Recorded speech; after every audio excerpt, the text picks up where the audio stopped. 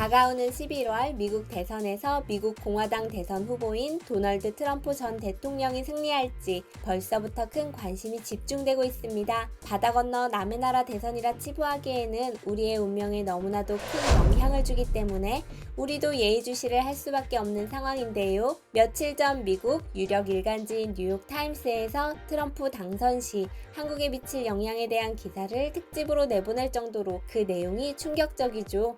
과연 무슨 기사였는지 지금부터 알아보겠습니다. 구독 눌러주셨네요. 정말 감사합니다. 그럼 시작하겠습니다. 무궁화 꽃이 피었습니다. 라는 말을 들으면 어떤 생각부터 드시나요? 오징어 게임의 한 장면이 떠오를 수도 있고 놀이터에서 하던 장난이 떠오를 수도 있습니다. 아니면 1990년대 초반 유명했던 소설과 영화가 떠오르는 분도 계실 겁니다. 소설 무궁화 꽃이 피었습니다는 박정희 대통령 시절 비밀리에 핵개발을 담당하던 이휘소 박사의 의문사를 다룬 이야기로 당시 400만 부나 팔리며 큰 인기를 끌었는데요. 소설에는 박정희 정부의 핵무기 개발을 저지하기 위해 미국이 개입했다는 음모론이 깔려 있었답니다. 이처럼 예나 지금이나 미국이 우리의 핵개발을 바라보는 시선은 조심스럽기만 합니다. 지난 8월 17일 미국 일간지 뉴욕타임스는 트럼프의 재당선을 우려해 한국에서 자체 핵무장론이 다시 힘을 얻고 있다고 보도했습니다.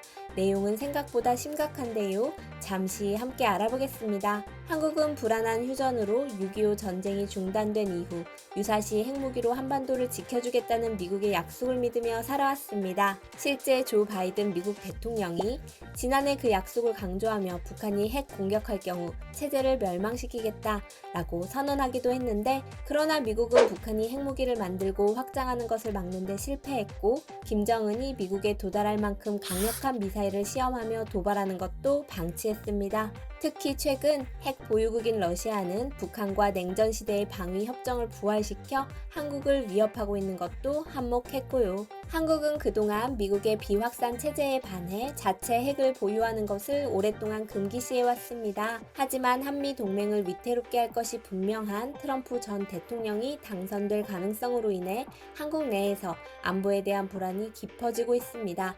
점점 더 많은 한국인들이 미국의 보호에 기대기보다는 자체 핵무장이 필요하다고 말하며 주류 정치 논쟁의 하나로 자리 잡고 있는데요. 각종 여론조사에 따르면 한국인들은 미국의 해구산이 북한으로부터 자신들을 보호해줄 것으로 믿지 않는다라고 한국의 우려스러운 분위기를 자세히 전했습니다. 실제로 윤석열 대통령은 수차례 바이든 대통령을 만나 이 같은 우려를 해결하려고 나섰는데요. 워싱턴 선언을 통해 동맹을 강화하고 미국의 방위 약속이 철통 같다는 것을 보여줬지만 미국의 해구산이 제대로 펴질지 우리의 불안감은 여전한 것 같습니다. 여론조사에 따르면 미국이 핵무기로 자신들을 보호해줄 것으로 믿는 한국인이 줄어들었고 심지어 미군 주둔보다 자체 핵무장을 선택하겠다는 한국인이 더 많아졌죠.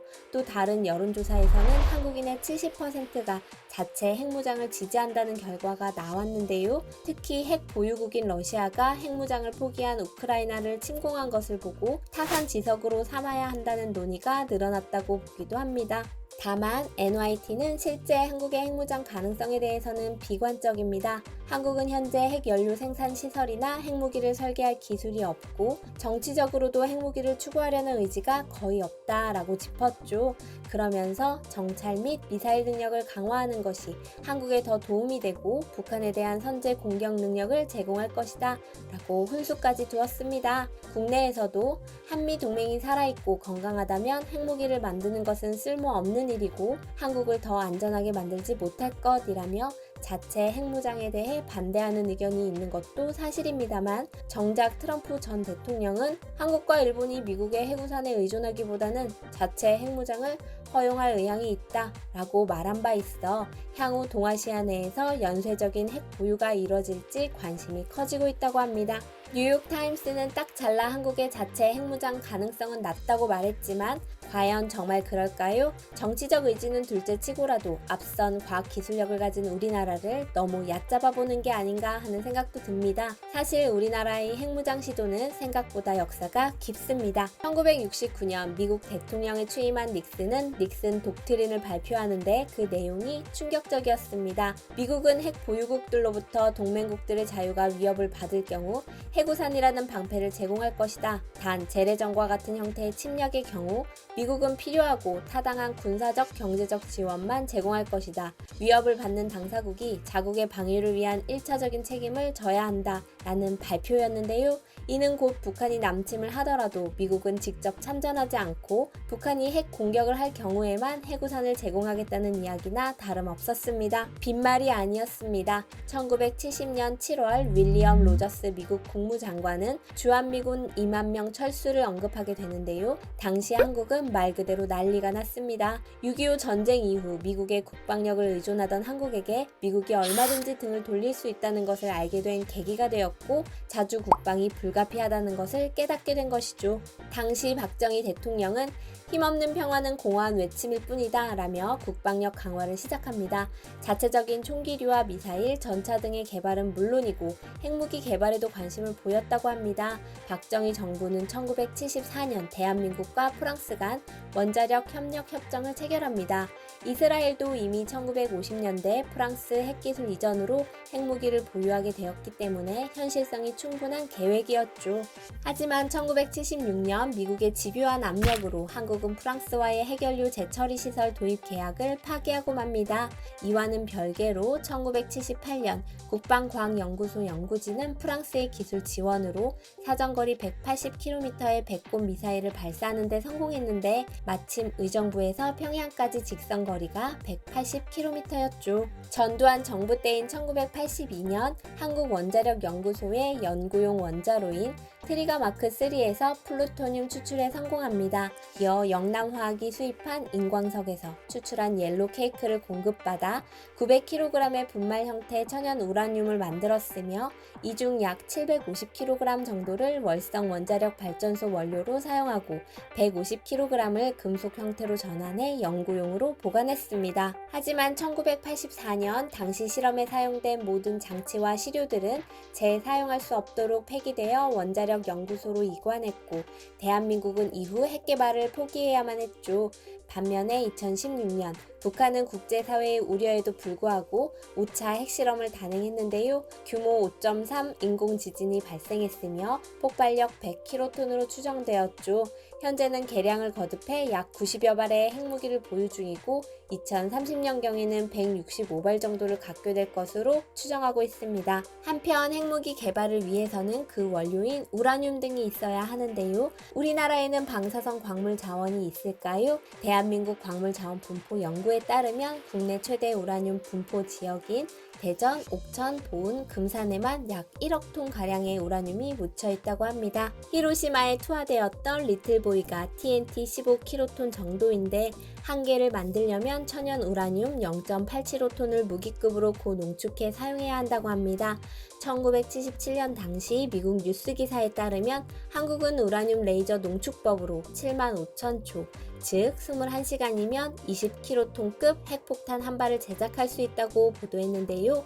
즉 이미 50년 전 기술로도 21시간 만에 핵폭탄 한 발을 제작할 수 있는 능력이 있었다는 이야기입니다. 파키스탄 핵무기를 개발한 칸 박사에 따르면 우라늄 핵폭탄은 핵실험이 필요 없고 20kT급 정도는 수십 회의 고폭 실험만으로도 만들 수 있다고 하니 마음만 먹으면 며칠 내로 핵무장이 가능했던 겁니다. 실제로 1974년 박정희 대통령도 프랑스의 핵기술 지원을 통해 고폭 실험까지 완료하였지만 국제적인 압박과 정권 교체에 따라 묻히고 맙니다.